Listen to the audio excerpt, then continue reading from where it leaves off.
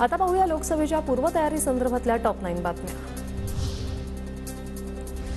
भाजपकडून अजित पवारांचा वापर त्यांना वाटतं पवार विरुद्ध पवार केल्यानं भाजपला फायदा होईल, मात्र निवडणुकीत लोक सरकारचा कार्यक्रम करतील, रोहित पवार यांची प्रतिक्रिया।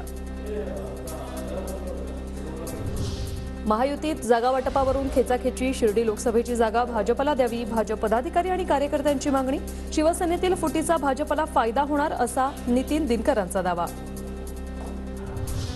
महामंडलेश्वर स्वामी शांतिगिरी महाराजांच्या नेतृत्वात जय बाबाजी भक्त परिवार नाशिक शिर्डीसह लोकसभेच्या 6 जागा लढवणार।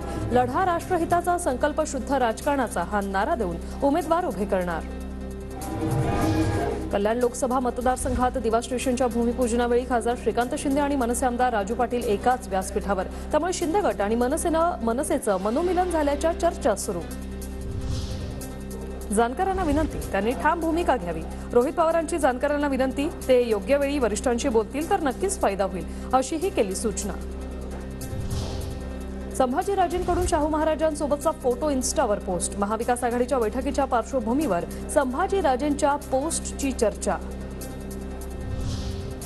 लोकसभेच्या पार्श्वभूमीवर मनसे नेते अमित ठाकरेंची पुन्हा पुणे दौरा। मागील आठवड्यात पुणे विद्यापीठात काढलेल्या मोर्चापासूनच आता अमित ठाकरे पुणे लोकसभा लढवणार अशी चर्चा।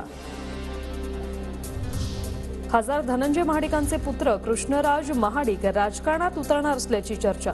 कोल्हापुरात लागले कृष्णराज महाडिकांचे बॅनर, रस्त्यासाठी 25 कोटी आणल्याचा बॅनरमध्ये उल्लेख। लोकसभेसाठी समविचारी पक्षांना एकत्र आणण्याचा प्रयत्न सुरू। प्रकाश आंबेडकरांनी आमच्या सोबत यावं, शरद पवारांचा बारामतीतल्या बैठकीनंतर विधान।